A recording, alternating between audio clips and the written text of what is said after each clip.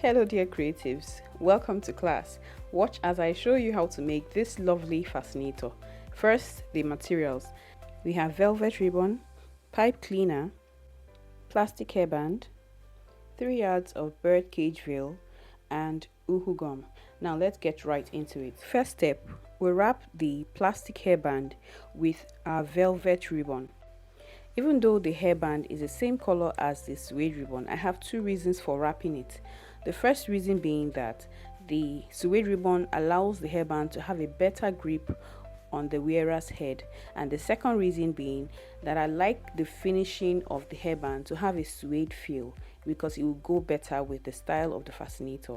So you can see the process of wrapping it. I started by applying uhu gum on the base of the hairband and then just proceed to wrap it gently, and while doing that I apply uhu gum along the length to make sure that it holds it firmly. So I'm going to do this from one end to the other, and just watch as you see how this is done.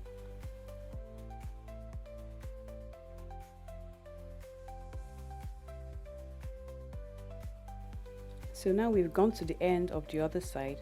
We're just going to finish it up nicely with candle gum. This will help to secure the ribbon even better and be sure that it doesn't unravel over time. We cut off the excess and we press it on to dry completely. Now we move on to the fascinator design. Here is 3 yards of bird cage veil. We just cut off the rough edges neatly, and we're going to create loops. The loops of a bow, we're going to create loops on each side. So we folded one side of the loop, and this is about 5.5 inches. So we're going to sew this down, this part being the center of the bow, making sure that you're gathering both one side and the other side of the folded loop at the center. So now we hold this down. Remember, when we're sewing through porous objects, we always have to flip it back and pass the needle in between the threads so that it doesn't loosen up. So now we're going to create the second part of the loop to make the bow, but this second loop must not be the exact same length. Here I'm doing a folded length of 7 inches. So one side is 5.5 inches and the other side is 7 inches. The reason being that I would like it to have more texture. I would like the bow to not just appear as the same size folded all together. When you have the loops in different sizes, it gives it a better texture, and for this kind of fascinator, that's exactly what I want. So you can see here I'm doing a third loop on the side that was 5.5 inch folded length, and I'm making sure that both of them are not going to be the same size because I want it to have a more texturized look. And aside from the loops being of different sizes, you notice I placed the loops in different angles, so they're not all beginning and ending in the same direction. So once you fold it, you pass the needle right at the center to secure it tightly. So I'm just going to repeat the same process on the left side and on the right side, folding them in different sizes and also different directions. So while you're folding the different size of loops that you're creating, make sure not to go beyond the range of 1 inch or 2 inch difference in the size of the loops so that your fascinators doesn't go out of shape. The slight difference in the length and also the change in direction of each loop will allow the fascinator to have a bigger volume and a more stylish appeal. You can also decide to use the same size of loops on each side of your bow. It's still going to come out looking great, but when we talk about texture and volume, this is the way to go about it. And speaking of texture, style and volume, these and more expert secrets are what I teach extensively in our online courses. We have one coming up on February 9th, 2025. Take a listen. Called Featherganza Online Course 1.0. The course features 5 different feather fabrication techniques, including launch bonus of 2 weeks online mentorship. It launches on the 9th of February 2025 and is currently available on pre-order. The course fee is 80,000 naira, but you can register and secure access with the early bird discount of 65,000 naira before the course release date. So in this class, I'm basically going to be teaching you how to manipulate feathers to create different floral arrangements that you can use to design your headbands, your fascinators, your hats. So take advantage of this discount opportunity. You can register through our WhatsApp line on the screen and get ready to wow your customers this year and take your business to the next level. Welcome back. So our bow is almost ready.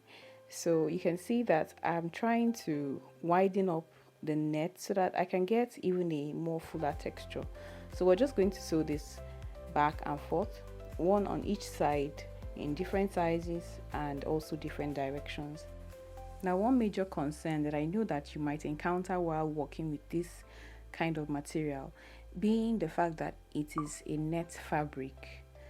The concern could be that will it stand, because this material is quite porous. It's not stiff, it's not hard.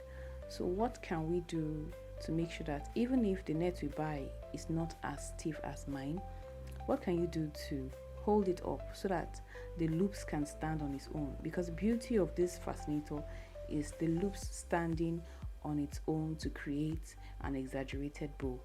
Just stick around in this video, watch till the end, and I'll tell you what you can do to make sure that if your birdcage veil or your net material is very limp, what you can do to make it sturdy to stand the test of time. So now I'm just working my way around it. You can see how plump and lovely it's already looking. Oh, it's so beautiful. So now I'm going to attach this to the hairband simply by sewing.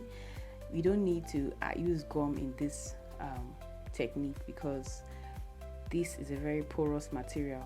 Any gum you use here is going to seep through the material and give it some stains. So we're just going to sew all through, all the way. We're stitching right inside the velvet or the suede fabric, and it will hold it securely. So now I'm ending my stitching here, and that's that for the sewing. The next thing we're going to do is to attach those dots, those extra spice on the fascinator. You can see how I'm opening up the loops. That's what you need to do to make it even more voluminous. Now, to attach the suede dots, we get our pipe cleaner and cut them in bits about 1 inches.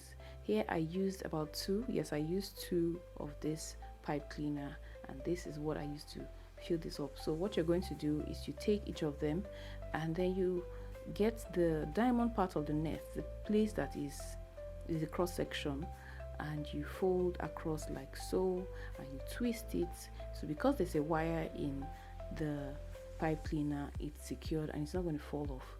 Now for our net, to make sure that the net is strong or is firm and sturdy, that it doesn't fall, you can put it in a diluted bowl of stiffener. Just put it inside your stiffener, make sure you rub it in, or you just put it on your hand and rub it on the net. Make sure that your net is wet before you apply it, and you put it under the sun to dry.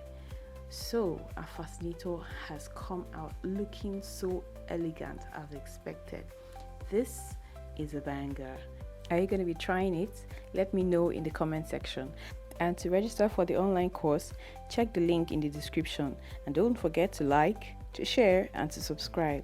God bless and happy crafting.